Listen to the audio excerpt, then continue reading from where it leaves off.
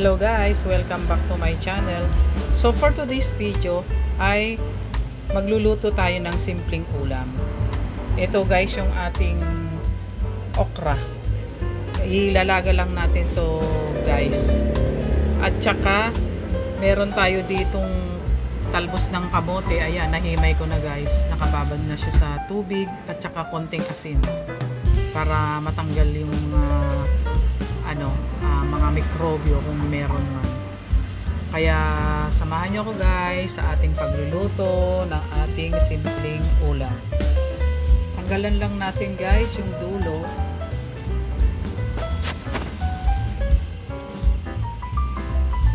Ganyan lang guys.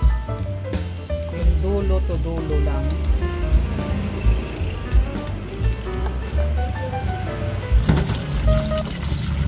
Ito na guys yung ating okra. Hugasan ko lang mabuti.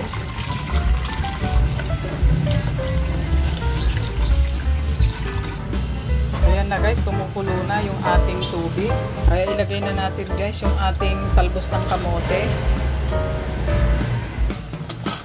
Ayan guys, luto na yung ating talbos. Kaya hanguin na natin. Naman natin guys yung ating okra. Nagkulay yung ating tubig guys, gawa ng talbos ng kamote. Ayan yung ating okra. Tayin natin lang maluto yung ating okra. Ayan guys, luto na yung ating okra. Kaya hanguin na natin.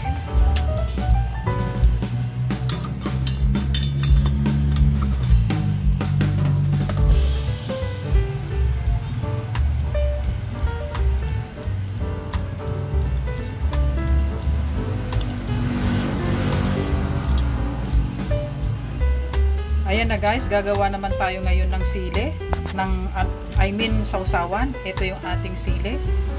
Bagoong isda ang ilalagay natin.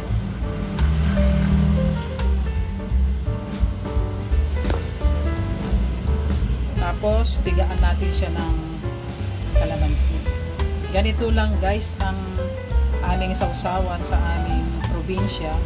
Pag naglalaga kami ng okra at talbos ng kamote ay masaya na kami. Kaya para sa amin bilang isang Ilocana ay pagka ganito ang ulam namin ay masaya na kami.